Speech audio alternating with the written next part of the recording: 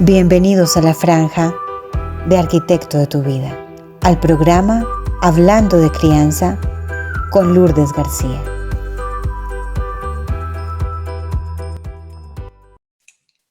Buenas tardes, buenos días, buenas noches, oyentes de Cuántica. Un gusto para mí estar otro día más aquí con ustedes.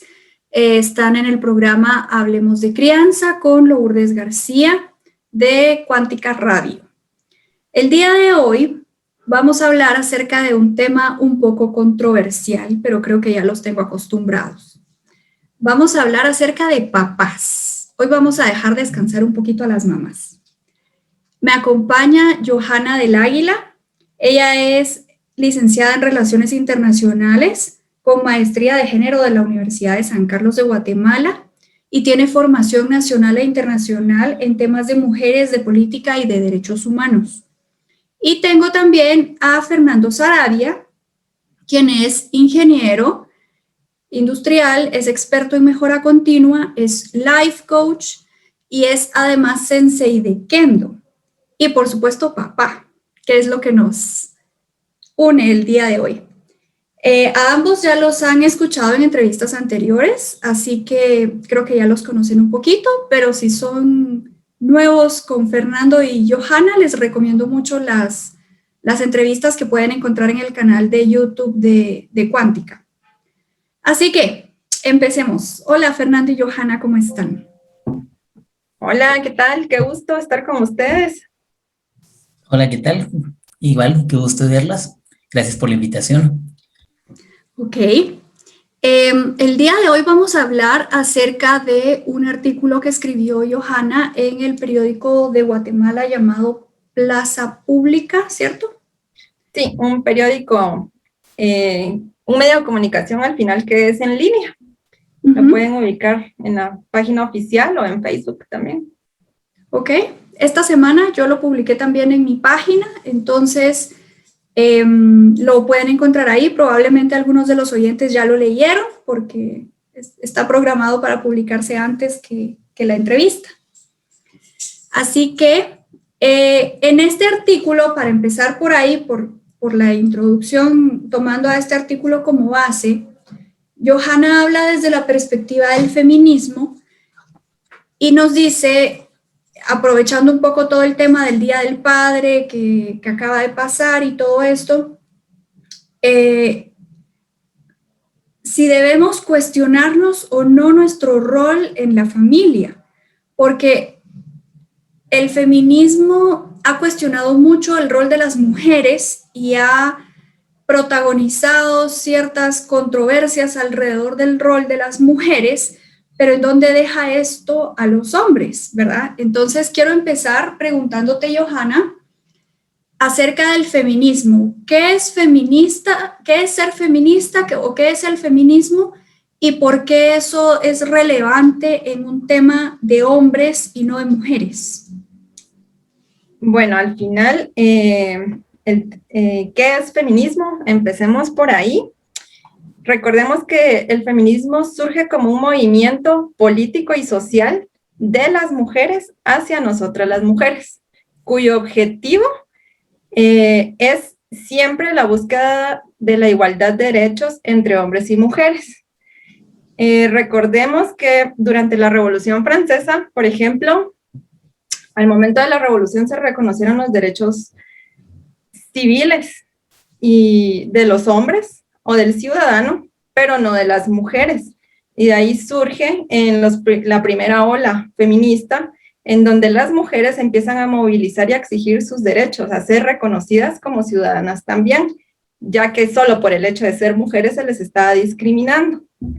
Entonces, el feminismo en sí, su idea o su concepción es siempre la igualdad de derechos entre hombres y mujeres. No busca superioridades, ni discriminar, ni hacer de menos, no, sino que simplemente la igualdad entre ambos sexos, hombres y mujeres. ¿Y qué relación tiene en sí una perspectiva feminista en una problemática que podríamos verla como masculina? Con el tema de la paternidad, pues al final el feminismo también durante todo su desarrollo, ¿verdad? Ya 200 años después, sigue cuestionándose temas estructurales que afectan a la sociedad de forma general y en dónde está involucrado el hombre también. En este caso, la paternidad del hombre, que al final es un derecho y un derecho que se le ha negado por ciertas estructuras machistas que limitan el pleno desarrollo de un hombre, ¿verdad? Donde entra el tema de sus emociones, el tema de su identidad como ser humano. Y el feminismo lo que hace también es cuestionar, bueno, si tenemos una paternidad irresponsable, ¿cuál es la causa de esa paternidad? Que ese fue el sentido de ese artículo, ¿verdad? No criticar en sí la ausencia como tal, que es lo que siempre pasa todos los años, ¿verdad? Sino tratar de analizar la razón por la cual existe esa ausencia. Entonces, desde un enfoque de género, venimos y observamos y nos damos cuenta que es un tema social que está en la cultura y en la estructura. Entonces, desde ese enfoque feminista y ese enfoque de género nos ayuda a visibilizar esa problemática y a comprender por qué hay una ausencia de paternidad por parte de los hombres en ciertas sociedades o en sí, ¿verdad? Vemos que es una problemática al final casi que global, ¿verdad? Sí. O sea que el feminismo no está en contra de los hombres. El feminismo si el feminismo busca igualdad, no es que sea lo contrario al machismo y no es que sea hacer que la mujer sea superior al hombre. Exacto.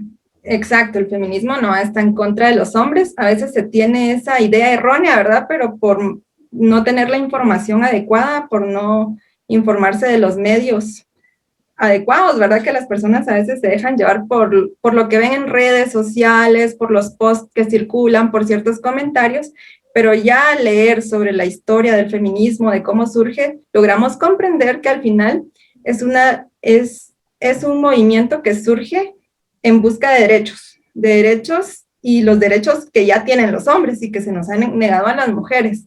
No es que esté en contra de los hombres, pero sí está en contra de la estructura patriarcal. En este caso entendemos que estructura patriarcal o patriarcado al final se entiende como un sistema de dominación que es ejercido por los hombres hacia las mujeres. En contra de eso sí está el feminismo, o sea, el feminismo busca erradicar y prevenir esa subordinación de la mujer hacia los hombres que se establece a través de una estructura y se puede visibilizar en hechos, por ejemplo, en hechos, en acciones, en la condición de la mujer en la sociedad, la desventaja salarial, la desventaja en oportunidad laboral, la desventaja que tenemos las mujeres en algunos ámbitos del espacio público, ¿verdad? Ok. Y en este caso que estamos logrando identificar un derecho que se le está negando a los hombres, pero que sí se nos está dando a las mujeres, pues también es necesario visibilizarlo y también es necesario solucionarlo. Sí, aquí hay un punto bien importante también, porque es un derecho, la paternidad es un derecho que se le ha negado a los hombres por el mismo machismo que hay en la estructura. Y que las mujeres hemos gozado de cierta maternidad, pero también hablando de cierta maternidad que se impone, ¿verdad? Porque se asume que por ser mujer automáticamente va a ser mamá y buena mamá. Sí, y al revés que a los hombres, a las mujeres se les ha negado el derecho a trabajar y a hacer una carrera, y a los hombres se les está forzando a trabajar y a hacer una carrera y se les está negando el derecho a elegir ser papá. Exacto. Al final se les remite a un rol de proveedores donde son ajenos al contacto con sus hijos, por ejemplo, con sus hijos e hijas. Y el derecho es ser proveedor. Y si sos proveedor, ya cumplís con tu paternidad. Cuando al final la paternidad no es solo eso, ¿verdad? Ok. Bueno, entonces ahora traigamos a Fernando a la charla. Fernando, contigo he trabajado algunos programas antes y me llamó mucho la atención que en uno de esos programas tú mencionabas que ser proveedor no es lo mismo que ser papá. ¿Qué diferencias ves tú ¿cómo identificas tú cada uno de los roles desde tu punto de vista, ¿verdad? Porque obviamente tú tienes un punto de vista bien distinto y pues tú sí eres papá. Bueno, gracias. Buena pregunta. Gracias por tener tan en serio mis ideas. Bien, yo estaba estudiando los últimos 3 años el tema del tiempo. Y los procesos es la forma como nosotros trabajamos a través del tiempo. Y todo lo que hacemos en la vida es un proceso. Y eso es lo que yo estaba estudiando, lo que estoy tratando de poner en mi libro, que pronto va a salir. Y a fuerza de estudiar ese proceso, no puedes evitar llegar a la familia. Mucha gente aprende su entendimiento de cómo hacer las cosas en la familia. Y ahí me topé con 2 cosas que se volvieron, no voy a decir una opinión, porque no es una opinión, es en realidad algo que se manifiesta, pero digamos que es socialmente aceptable, entonces es un tabú también que está prohibido criticar.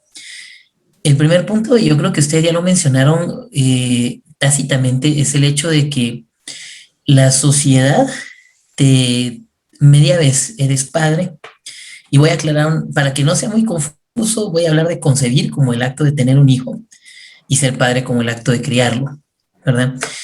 Media vez concibes un hijo, la sociedad automáticamente te glorifica. Ya lo sabes todo, ya lo puedes todo, ya lo haces todo.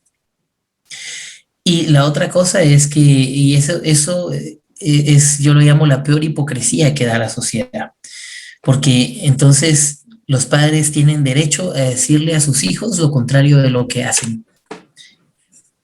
Y el otro problema va muy arraigado a lo que ustedes están diciendo. El hombre tiene un derecho innato que está mal de decir, yo trabajo, déjenme en paz porque yo mantengo, yo proveo, entonces no me molesten.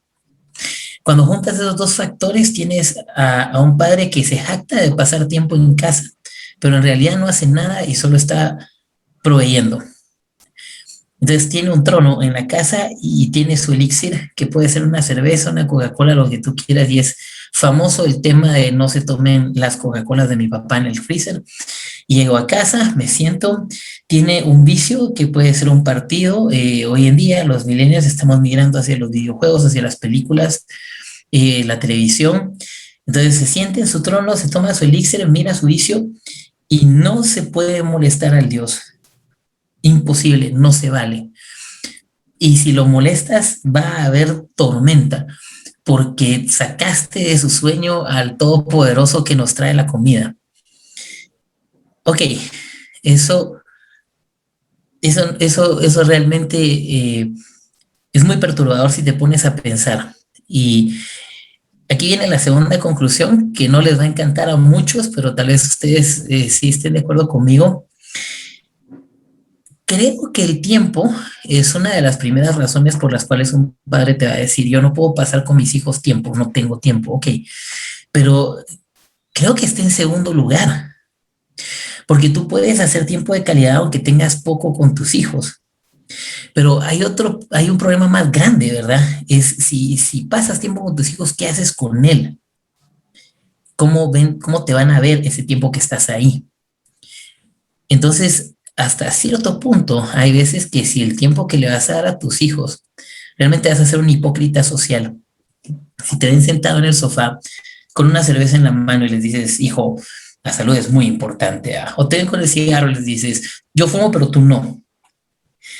O le dices a tus hijos, robar es malo, no tiene que ser ético, y tus hijos saben que tú estás robando cosas del trabajo. Los niños no son tontos, los hijos no son tontos, y se dan cuenta de lo que haces y tienen dudas, y les pones 2 caminos. Si aceptan lo que dices, no van a hacer caso a lo que dices, van a hacer caso a lo que haces y te aceptan a ti como figura modelo. Y si no te aceptan a ti como figura modelo, los vas a echar a vagabundear hasta que encuentren una, porque realmente es bien difícil confiar en un modelo que dice una cosa y hace otra. Ese es el proveedor, ese es el que solo da.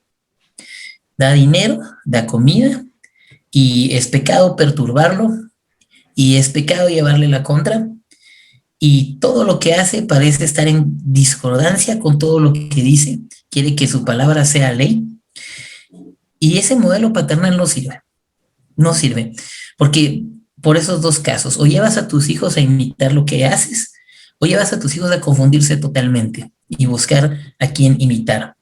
Y no te sorprenda que ahora el modelo a seguir esté en la televisión, esté en el internet. Es por eso, porque no puedes confiar en un modelo que no hace lo que dice. Incluso si es un mal modelo, cuando tiene congruencia lo que hace con lo que dice, ahí ves que la lealtad de los mareros parece ser mejor que la de los hijos de casa.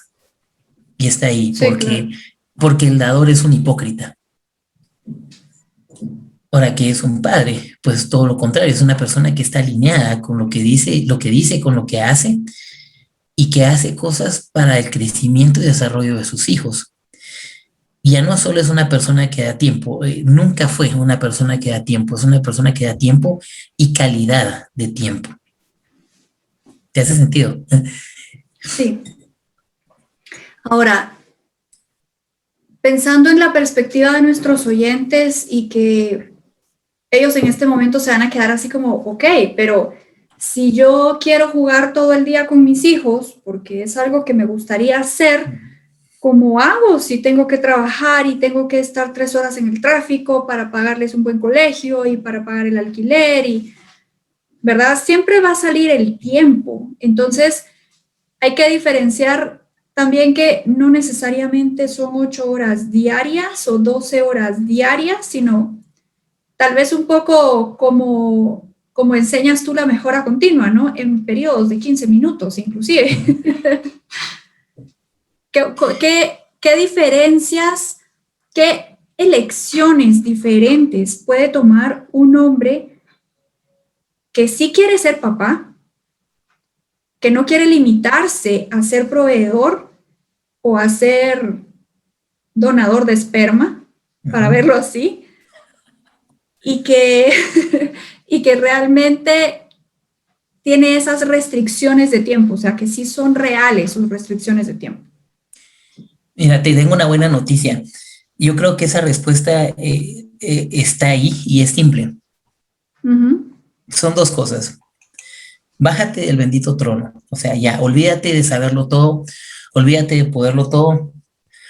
Y segundo, aprende con tus hijos o aprende por tus hijos. En el momento en que tú aceptas que no estás completo, ya estás al 50% de ser un buen padre.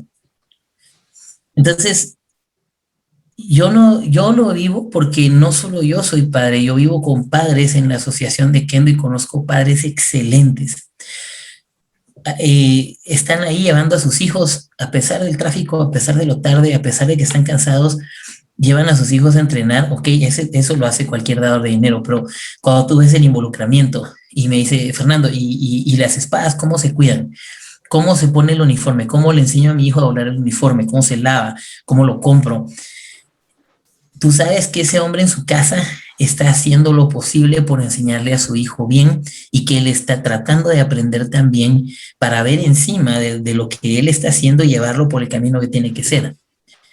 Entonces no te estoy diciendo que se meta a la clase con él, porque también los niños, especialmente los adultos jóvenes, necesitan espacio, pero él está aprendiendo con su hijo. No está en un trono para decir pendejadas que tal vez de temas que no sabe. Él está aprendiendo, tiene la humildad de preguntar al que sabe, aprende con su hijo, y entonces ya, bueno, mi hijo, mira, ya me explicó el maestro que la cosa es así, entonces vamos a ir a comprar lo necesario para hacerlo y lo vamos a hacer juntos. Cuando tú ves eso, ya te das cuenta, y esos son mis alumnos de la mejor calidad, los que son responsables, los que no faltan, los que crecen más rápido. Esa es la fórmula, es así de sencilla. Aprende con tu hijo o aprende por tu hijo. Los mejores alumnos son los que tienen un modelo congruente en su casa, básicamente. Sí, porque si tu hijo te mira cómo te adaptas, bueno, todo lo demás que enseñes yo creo que es irrelevante. Mira, tu hijo te mire sí, cómo las te adaptas. palabras no hacen sentido realmente. Los niños hacen lo que ven, no lo que escuchan. Exacto. Y yo creo que esa es la parte que más aporta el padre. La mujer es el pilar de la casa, pero su conducta tiende a ser sedentaria, le gusta el orden, ella está cuidando la disciplina de los hijos, pero el que le enseña a los hijos a romper los límites suele ser el papá. A ser poderosos. A buscar el camino, ajá, correcto. Ok, lo que veo es que tenemos aquí dos perspectivas bien interesantes, porque Johanna lo está viendo desde un punto de vista estructural de la sociedad como un sistema, y Fernando lo está viendo desde un punto de vista muy individual, desde la libertad de poder elegir, ¿verdad? Y de las decisiones que yo estoy tomando en mi día a día. ¿Qué tanto es de uno y otro? Porque si forzamos a los diputados a que hagan una ley para quitar el sistema estructural, de todas formas quedan todas esas decisiones individuales de yo no quiero hacerme cargo de mis hijos, porque si se trata de decisiones individuales, estamos hablando de probablemente miedos, ¿verdad? Yo no quiero, me da miedo bajarme el tono, me da miedo que mis hijos se den cuenta que en realidad soy un ser humano débil, me da miedo que me conozcan como soy. ¿Cómo complementamos las dos cosas? Yo creo que ahí entran, al final es un complemento desde mi punto de vista lo que dice Fernando y lo que yo estoy también aportando a esta charla. Porque al final ese ser individual se nutrió de un exterior. Y ese exterior es el entorno social, las instituciones, de cómo se formó en su infancia, cómo se formó en su hogar. Claro, ¿verdad? Llega un momento donde nosotros como seres humanos podemos llegar y romper ese ciclo, ¿verdad? Ese patrón dañino, y lo que dice Fernando, empezar a tener esos cambios de conducta donde el bajarme del trono va a ser sincerarme conmigo como hombre y decir, o sea, yo por ser hombre no tengo que saberlo todo, solo por el hecho de ser hombre. Yo puedo aprender de alguien más y puedo aprender de mi hijo que es menor que yo. Entonces, esa bajada de trono también la entiendo yo como esa humildad como ser humano, de reconocerse que el hombre es un ser humano capaz de aprender y desaprender, y que está en una constante también de reformularse como hombre. ¿Qué es ser hombre realmente al final en una sociedad como la nuestra? Porque hay modelos masculinos dañinos, y es este patrón el que limita a los hombres al acercarse a su paternidad, porque son incapaces de mostrar afecto y emociones, que es lo que la estructura limita a los hombres desde la infancia. Entonces, ya un hombre adulto, como bien dice Fernando, tiene la capacidad de discernir. Bueno, mi hijo está yendo a sus clases, yo lo estoy llevando, y a mi hijo tiene tal vez 8 años y le cuesta ponerse su traje o algo. Bueno, entonces yo tengo que aprender a ver cómo va su traje para yo acompañarlo, porque al final nos acompañamos mutuamente, porque yo tampoco sé, ¿verdad? Entonces, reconocer que yo como ser humano ignoro muchas cosas y que puedo aprender y desaprender todas esas conductas que al final son parte de esa estructura patriarcal y de ese machismo que no solo daña a las mujeres, sino los está dañando a ustedes, los hombres, y está afectando su paternidad. Y otro factor que yo veo acá, que está dentro de la estructura que bien mencionabas tú, el tema de la legislación. O sea, hombres tienen que organizarse también, hay que movilizarse, hay que exigir. Hay países donde la paternidad es un derecho con varios días de parto, por ejemplo. En Guatemala eso todavía no existe.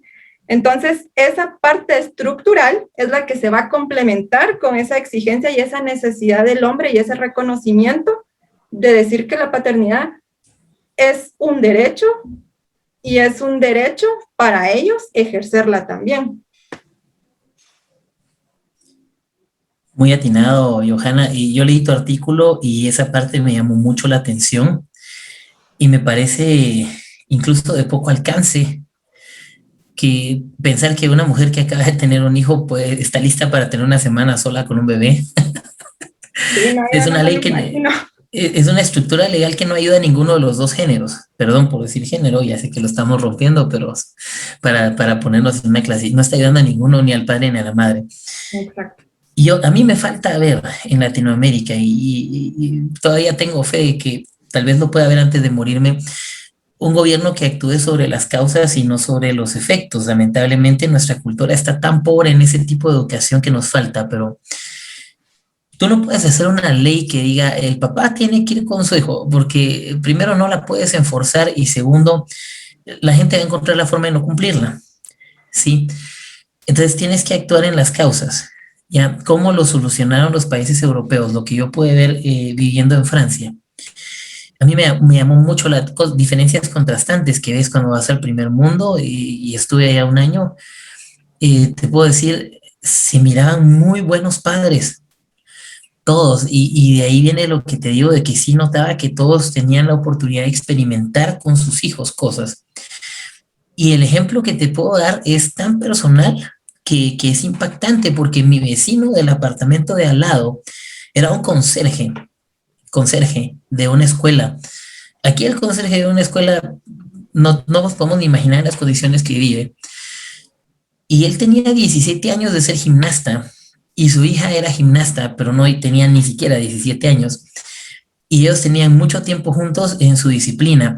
Yo defiendo mucho el deporte, pero yo no soy un coach de deporte. Yo porque pienso que el deporte es una actividad muy elevada, desarrolla todo, la mente, el cuerpo, el espíritu.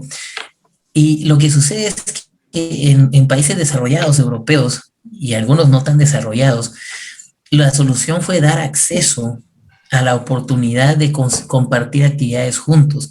Es muy barato, hay tanto, están tan cerca los gimnasios, tan cerca las piscinas, tan cerca los parques. Y además está pensada la sociedad para que la gente tenga tiempo. Nuestra sociedad es principalmente consumista del trabajador. Yo no soy conservador, pero soy derecha. Yo me dedico a asesorar empresas. Y les estoy hablando de esto no porque yo piense que esto es muy humanitario. Yo pienso fervientemente que nuestro país también pierde dinero por esta clase de pendejadas. Entonces, se los aclaro antes de que la gente piense, ay, que de izquierda sale este consultor. No. Esta sociedad consume gente. Y hay un problema con quemar los recursos. No existe, no se ha inventado el carro que funcione bien cuando se le corre todo el tiempo. No existe el animal que se le pueda exigir a latigazos todos los días y no se muere en una semana. Y el ser humano explotamos su asombrosa capacidad de sobrevivir, pero eso no es vivir.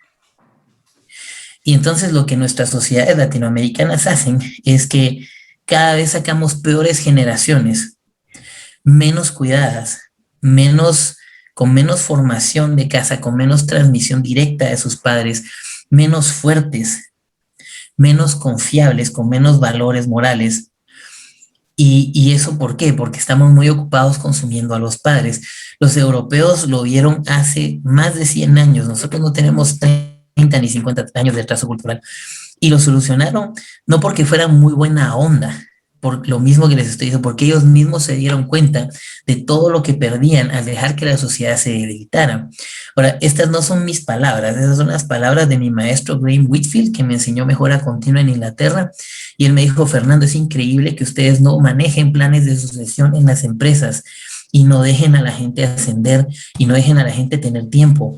Nosotros lo vimos hace más de 100 años, porque sabíamos que íbamos a irnos muy mal si no lo hacíamos. O sea que no solo les estoy diciendo un análisis de observación, esto es una experiencia que me ha dado gente que trabaja en lo mismo que yo en Europa, siendo europeos, y ven el contraste también en Guatemala. Y ahí en ese punto te encuentras y dices, ah, sí hay un problema, lo que este país necesita realmente es que las leyes enfuercen el espacio para ser buenos padres, no que te fuercen a hacer pantomima de padre. Ok. Sí, incluso en ese aspecto podemos ver lo que tú decís, cabal, tenemos una sociedad que no está pensando en las personas, está pensando en producir, porque un fin de semana, por ejemplo, ¿a dónde vas con tus hijos? O sea, aquí no hay áreas verdes y no vas a un centro comercial a consumir, porque obvio, si vas a un centro comercial tienes que comprarle un heladito o agua, algo, ¿verdad? Porque es un centro comercial. No hay una plaza, no hay un parque, o sea, no hay dónde caminar. Tenemos la mediocridad de pasos y pedales que tenemos que cerrar calles fines de semana porque la ciudad no está pensada en el ser humano, no está pensada en la recreación y esa falta de pensamiento es la que nos está afectando también como padres. Porque no solo en temas económicos, ¿verdad? O sea, los sueldos en Guatemala son bajísimos, entonces qué capacidad o qué poder adquisitivo tiene la gente. Es muy poca la gente que tenga un poder adquisitivo para realmente tomarse unas vacaciones o salir con sus hijos todos los fines de semana, y si son 2 o 3. O sea, no hay un parque. Yo pienso en parques y tal vez pienso en zona 1, ir al Cerrito del Carmen, donde no pago parqueo y puedo caminar y llevar una pelota con mis hijos. Pero de ahí tal vez pienso en el hipódromo y de ahí ya no pienso en nada más, porque no es como en otros países donde está pensado para la gente, donde se puede caminar, se puede usar la bicicleta. En cada barrio hay un parque, o sea, entonces eso también limita el ejercicio de la paternidad. Sin embargo, tampoco es la excusa de que exista una paternidad responsable, la cual implica el involucramiento activo de los hombres, ¿verdad? No solo en la provisión de recursos económicos, sino también en el tema de crianza y la vida cotidiana de sus hijos en el día a día dentro del espacio, ¿va? Dentro del espacio del hogar y fuera del hogar. ¿Qué pensarían ustedes de un hombre que no aporte nada económicamente, pero que sí esté involucrado en la crianza de sus hijos?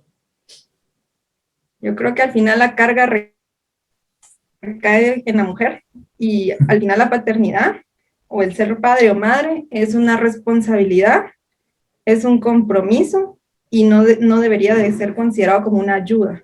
Entonces, a menos que haya un acuerdo común, ¿verdad?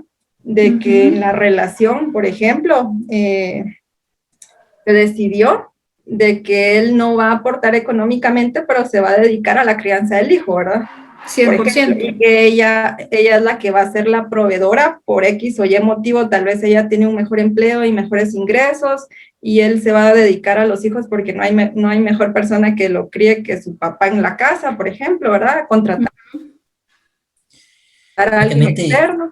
Pues a menos que sea un acuerdo común, no hay ningún problema. Siempre y cuando no sea una imposición o el desligue de esa obligación, yo estoy de acuerdo en que sea así, si es acuerdo mutuo, pero si no, no. Yo estoy bastante de acuerdo, concuerdo con lo que dice Johanna. Yo creo que esa pregunta requiere contexto, pero si estamos hablando de una pareja funcional, no necesariamente casados, pero funcional, y está acordado, son libres de hacer lo que quieran. Es más, es muy probable, hay mucha gente que predice que la sociedad va a ir hacia eso, porque las mujeres están probando ser muy buenas en los trabajos y los hombres están muy quemados. Es súper bien, no hay nada que menospreciar.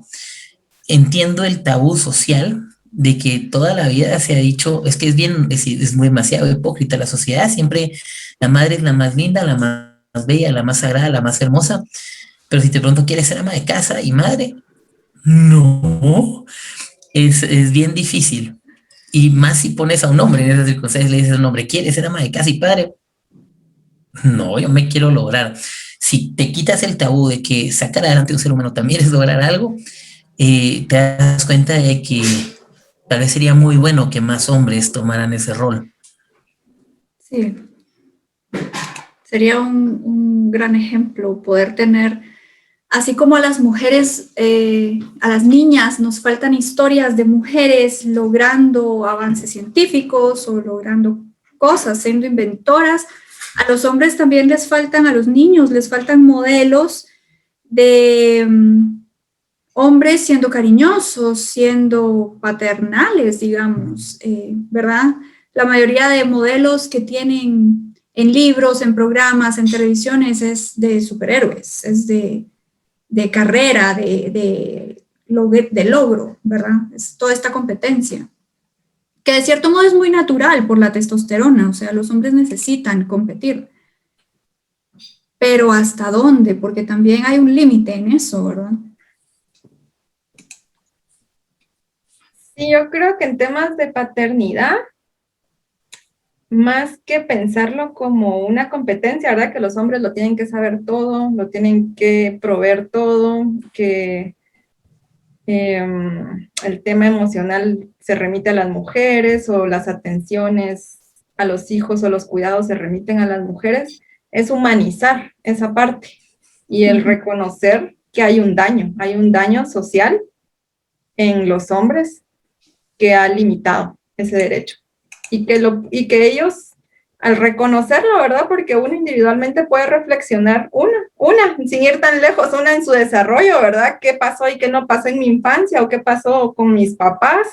Uno dice, bueno, yo no quiero reproducir este patrón porque a mí me lastimó y yo no lo quiero hacer con mis hijos. Entonces a uno le cuesta, pero uno con el esfuerzo y la constante de que eso no debería de ser así, esa paternidad responsable se puede ir ejerciendo paso a paso. Ok. Fernando, siendo tú un hombre trabajador, ¿qué decisiones has tomado tú en el día a día? Decisiones así concretas que hacen la diferencia para que tú puedas decir yo sí soy papá. Wow. Bueno, primero, la decisión más difícil fue aceptar que no sé nada de paternidad. Eso fue lo primero.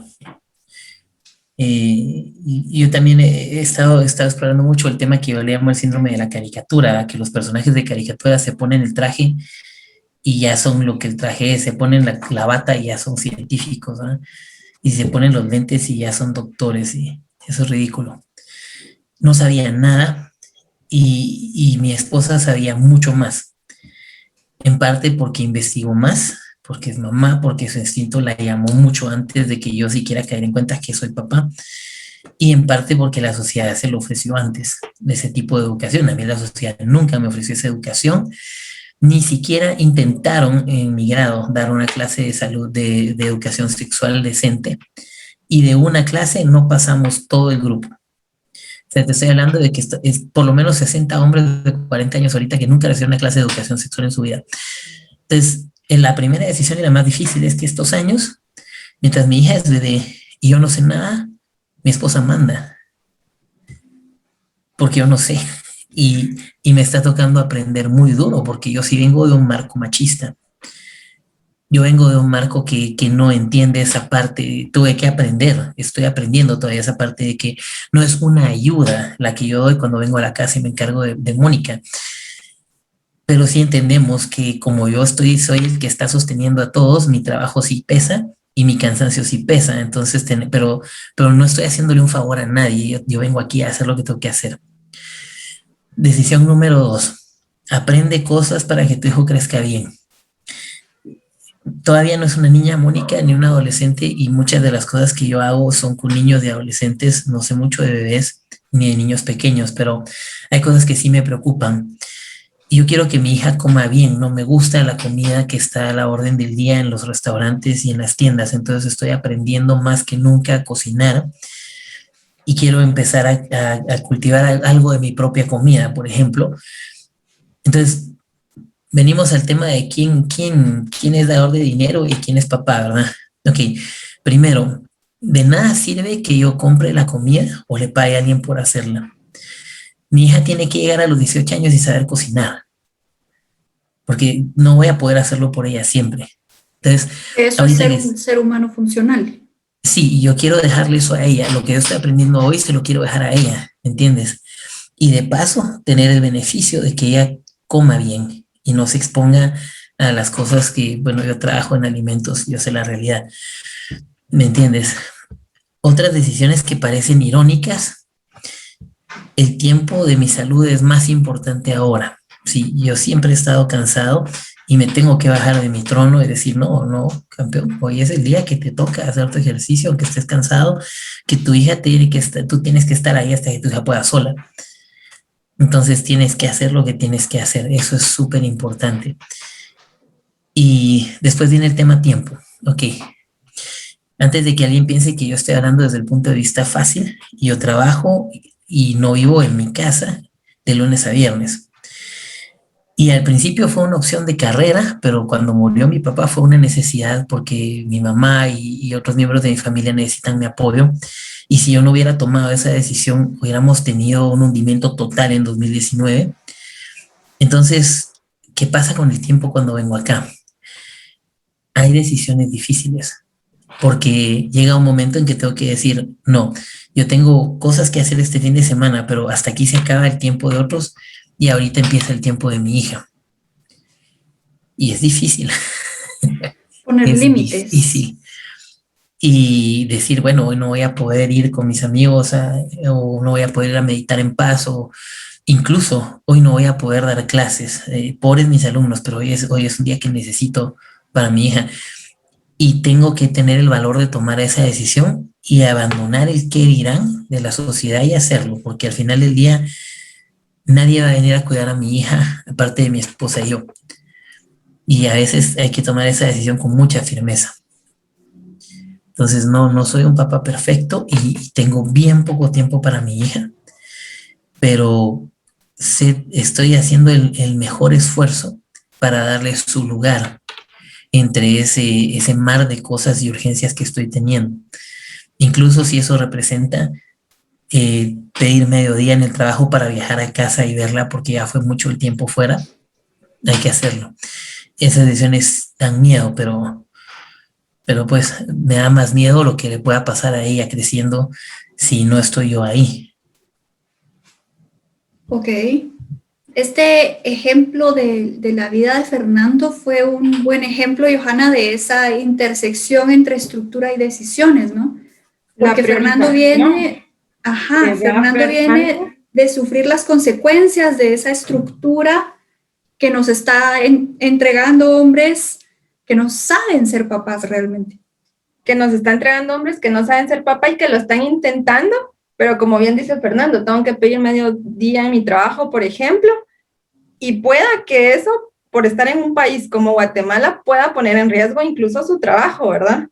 Sí. Porque acá es raro que un hombre pida permiso, por ejemplo, para llevar a su hija al doctor, o porque tiene que ir a una actividad del colegio, o porque en el colegio pidieron que llegaran los dos papás. Aquí lo normal es que la mamá esté o cualquier otra persona, pero el papá no. El papá trabajando y al papá no se le toca en el trabajo. Entonces, él tiene toda esa estructura en su contra. Y él, de hecho, él quiere ejercer su paternidad, la está ejerciendo y está dándole prioridad a esa paternidad. Entonces, esa estructura es la que él tiene en contra, pero él como ser humano está rompiendo un patrón que hay en muchas otras personas y que él reflexionó y dice, no, yo voy a priorizar a mi hija. Y esa priorización hay sacrificios sociales y también laborales. Y sociales también porque en el círculo masculino, por ejemplo, los hombres, no es muy común que un hombre diga, miren, muchacho, hoy no me voy a juntar con ustedes porque voy a quedarme a cuidar a mi hija. La pregunta es vos si no está tu esposa, o por qué no se la dejas a alguien más, o no tenés quien la cuide, ¿va? O sea, eso no es lo normal. Entonces, aquí hay una estructura y una presión también en contra, con la cual él tiene que luchar constantemente, ¿verdad? Y eso no es fácil. O sea, nosotras también como parejas, tenemos que comprender, y por eso de ahí viene la columna también, el título, ¿verdad? Tenemos que observar, tenemos que analizar, tenemos que comprender y tratar de acompañar esos procesos, porque hay hombres que lo están intentando y no es fácil. No, y algo que me recuerda el ejemplo de Fernando, por ejemplo, yo estaba en el colegio en bachillerato y llegaron los de Aprofam que nos daban un bebé y el bebé se lo dieron solo a las mujeres. No. Solo a las mujeres le dieron el bebé, creo que eran 3 días. Y hubo un compañero en la clase que dijo, no, miren, yo voy a pagar también, quiero que me den a un bebé. Y todas, bueno, yo no, pero la mayoría en la clase fue así como, ¿y por qué quiere al bebé? ¿Va? Y hasta la maestra se rió, me recuerdo. Pero y empiezan los rumores, y qué será. Ajá, la crítica, el prejuicio.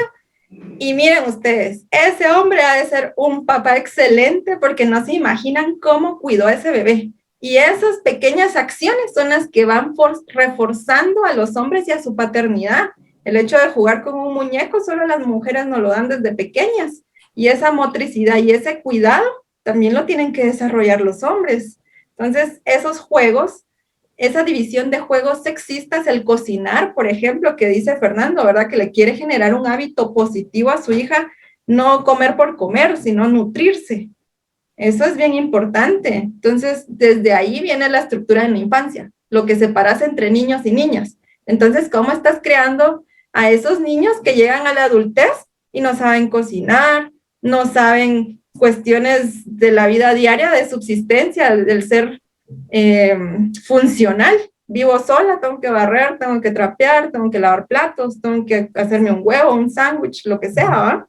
Eso simplemente es un ser funcional. O sea, no es un tema de hombres y mujeres. El tabú del hombre en la cocina se ha ido rompiendo mucho gracias a la globalización, pero sigue existiendo y es grande. Entonces, y ahí vemos a lo mismo, si yo no supiera cocinar, ¿qué puedo enseñarle? Y también viene por otro lado, ¿por qué no le puedo enseñar a mi hija a reparar bicicletas cuando crezca? ¿Por qué no puede ser mecánica? Prefiero 1000 veces que pueda arreglar su propio carro a que se le quede y no sepa qué hacer, ¿va? O no pueda cambiar una llanta. Es bien tonto que nosotros le pongamos género a las acciones. Las acciones no tienen género, pero lo hacemos todo el tiempo. Y sí tienen razón, yo soy un buen ejemplo de lo que estamos hablando porque yo tuve que romper muchos tabúes. Lo que a mí me ayudó fue la experiencia que tuve la oportunidad y la fortuna de tener y de ver otras conductas diferentes a lo que la cultura de nuestro país es. Y bueno, tenía algo en la mente y creo que lo perdí, pero sí es muy notorio que está mal que uno crezca con la idea de que no es masculino cargar un bebé. Es bien absurdo, los hombres también hacen bebés. Y los bebés no tienen nada, o sea, ¿dónde está qué irónico eso? O sea, el macho se tiene que reproducir, pero no puede cuidar a los hijos porque eso sí es de niñas. ¿Quién escribió esa porquería? O sea, ¿dónde está escrita esa tontería? Y sin embargo es ley porque sí es muy incómodo y tal vez si me abro un poco más con ustedes, yo les digo, pasados los 30 yo tenía una gran incomodidad sobre la idea de ser padre y todo muy fundamentado en la vergüenza de qué van a decir de mí con un bebé. Uh-huh. Ese romper el miedo al que dirán que decías antes. No, y lo que decís, cabal, del entorno. Yo me imagino que mucho ejemplo de lo que tú tenés para ser también tan consciente del tema de la paternidad en un ambiente como el guatemalteco lo tuviste afuera. O sea, lo absorbiste afuera. Pero cabal, a veces regresas al entorno y el entorno te ataca por todos lados que en algún momento te puede absorber. Sin darte cuenta, pues, porque al final eso es lo que pasa con las amistades, con el trabajo, con así, cabal, lo que tú decías, pues, tengo que pedir permiso en el trabajo y es lo que yo digo, o sea, en un país como este no es normal, entonces podés poner en riesgo tu trabajo. Entonces, tenés una limitante. Y entonces, sí. Y entonces, ¿qué pasa con todas las personas que no tienen acceso a salir de Guatemala para absorber todas estas ideas de otras culturas? Estamos hablando de que este nivel de conciencia y esta oportunidad para romper patrones se vuelve un privilegio y no es parte de las opciones que todos tienen. No, pero ahí viene también lo que mencionaba Fernando, la reflexión. O sea, es una decisión personal también desde la propia experiencia. O sea, yo sé qué me gustó, qué no me gustó, con qué sufrí, con qué no sufrí en mi infancia, y yo decido si reproducirlo o anular ese patrón. Yo creo que, bien, este tema donde se vuelve complicado es que el hombre llega a tener tanto miedo que el trabajo se vuelve una zona de confort, ¿va? Entonces, no hay tiempo para los hijos, pero vamos un viernes en la noche a un bar y te lo voy a enseñar lleno de papás. Sí. Yo creo que esto va a cambiar cuando perdamos el miedo a cuestionar las cosas, y ese es un reto grande porque ni la iglesia ni la política nos están ayudando. Pero yo tengo que tener derecho a cuestionar. Tenemos que empezar porque para nosotros y nuestra generación tal vez ya es un poco tarde, ya tuvimos hijos, pero tenemos que empezar a darle permiso a los jóvenes de cuestionar. Y bien, ven el mismo ejemplo, si yo estoy en el trono y mi palabra es ley, no estoy criando bien. No estoy criando bien. Porque incluso si lo que yo creo fue cierto en algún momento, o sea, si no hemos aprendido nada de lo que pasó el año pasado, algo que te puedo asegurar es que en 5 años no va a ser cierto. Y muchas de tus realidades pueden cambiar y tú no cambias, pero tus hijos no tienes por qué bloquearles el derecho a cambiar. Si tus hijos tienen derecho a cuestionar, tú vas a tener la oportunidad de crecer y tus hijos también y ya no los frenas. Si sigue siendo tabú, si sigue siendo prohibido cuestionar, si la Biblia dice y entonces no puedes preguntar, si la política dice y entonces es ilegal que tú lo cambies, entonces estamos fritos porque el sistema ni siquiera te deja pensar la posibilidad de que haya otras opciones. ¿Ya? Y entonces, y lo peor es de que ya vamos tarde para algo que ya es tarde. En el mundo ya se está hablando de nuevos géneros, de nuevos tipos de familia, de nuevos esquemas. Ya estamos viendo cada vez más independientes a los jóvenes. Ya el mundo aceptó que la sexualidad viene con la edad y que los niños ya tienen que estar listos. Y nosotros todavía estamos pensando si queremos que los padres sepan. La falta de acceso al diálogo. O sea, cabal, sí. Ese diálogo, el abrirse uno, desde abrirse con uno mismo, a lograr abrirse con su pareja y con sus hijos. Y poder hablar de cuestiones que para nosotros como adultos puede ser incómodo, pero que los niños lo van a preguntar con sus amigos, con otras personas, o lo van a leer en redes sociales o en internet, ¿verdad? Si no veo yo acceso a celular, por ejemplo. Entonces, la falta de diálogo puede ser perjudicial. Y ese momento incómodo hay que pasarle, o sea, hay que pasarlo como familia, como padre, como madre, ya sea estén juntos o sea una relación que estén divorciados o separados, o abrirnos a ese diálogo es bien importante. Y cuestionarnos, dejar que nos cuestionen. Sí. Para darte una respuesta más concreta a lo que está pasando ahora, porque ahora sí también tenemos el problema y qué bonito pensar al futuro, pero ¿qué hago ahora? Mira, yo le tengo mucha fe a las generaciones nuevas. Yo creo que los millennials pues estamos muy reprimidos, pero sí hemos hecho cosas buenas y creo que los que vienen detrás van mejor. Ya estamos viendo que sí hay buenos espacios para el diálogo en las redes sociales. Y sí hay buenos espacios educativos en las redes sociales. Mira, yo estoy muy impresionado de la forma como mucha gente está usando el TikTok para hablarnos de neurodivergencia, que son temas que tú y yo conocemos, y sobre sexualidad, y a veces sexualidad en la neurodivergencia. Y eso es, boom, ok, pero ahora ¿qué pasa? Si quieren ayudar de verdad, y se lo digo a cualquier persona que escuche esto, y tienes experiencia en estos temas, crea espacios de diálogo en redes sociales en español, porque eso sí nos urge. Crea espacios de diálogo en español. Dale a la gente el espacio de hablar estas cosas en español, porque en inglés está funcionando muy bien. Entonces, sí tenemos que crearlo. Y da miedo, y sí, por supuesto, la sociedad no solo presiona en contra, la sociedad es violenta en contra, pero si no empiezan esos espacios, si no empezamos a abrir la oportunidad de que la gente hable, si los coaches no trabajamos en eso, no va a haber un cambio ya, y entonces la siguiente generación ya viene condenada al mismo problema. Entonces, yo sí creo que hay oportunidad, y que los medios nos ayudan mucho porque es muy fácil hacerlo, es muy fácil tener alcance rápido, es muy fácil tener marketing barato y es muy fácil estar seguro, suficientemente distante de la gente a la que no le gustas. Y si tienes los nervios para aguantar las críticas de la gente tonta, yo creo que se pueden hacer cosas muy buenas ya. Sí. Y sin necesidad de ser coach desde mi casa, desde mi maternidad, desde mi paternidad, yo también puedo hacer muchas cosas y les voy a contar mi anécdota. Yo vengo de una familia híbrida, de un sistema híbrido, que está de moda esa palabra ahorita. Vengo de una familia machista y de una familia feminista y esa mezcla fue interesante. Lo más interesante es que mi papá es el de la familia feminista. Y un día cuando yo tenía 13 años me dijo, mira, tu mamá me contó que desarrollaste. Dios mío, para mí eso fue un balde de agua fría encima. O sea, ¿cómo mi papá me va a hablar de eso a mí, no? Porque yo, obviamente, a esa edad había pasado la mayor parte de mi vida con mi mamá.